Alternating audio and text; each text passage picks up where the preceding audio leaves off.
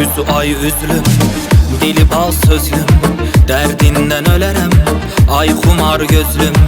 Üzü ay üzlüm, dili bal sözlüm, derdinden ölerem ay xumar gözlüm.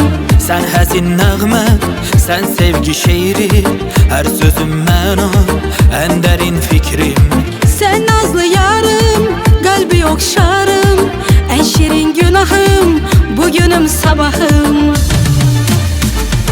Ölünce varsan mənim eşkimdə, eşkimdə yarsan mənim eşkimdə. Əziz Allahım, gözəl Allahım, səni yazmış bu dəli qəlbimdə. Benim bu kalbim sana aitti, buna Allah'ım özü şahitti. Alnımın yazısı eşki gönlümde, yazılmışam bu deli kalbimde.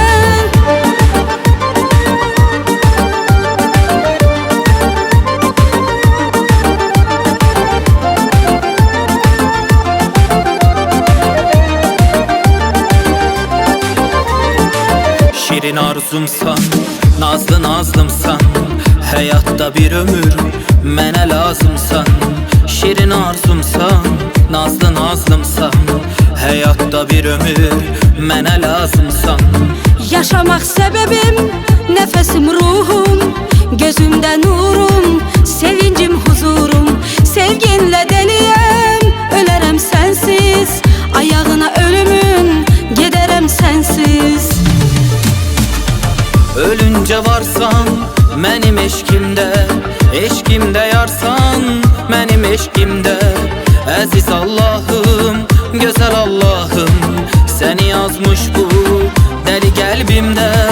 Mənim bu qəlbim sənə aiddir, buna Allahım özü şahiddir. Alnımın yazısı eşki gönlümdə, yazılmışam bu dəli qəlbimdə. Ölünce varsan mənim eşkimdə, eşkimdə yarsan mənim eşkimdə. Əziz Allahım, gözəl Allahım, səni yazmış bu dəli qəlbimdə.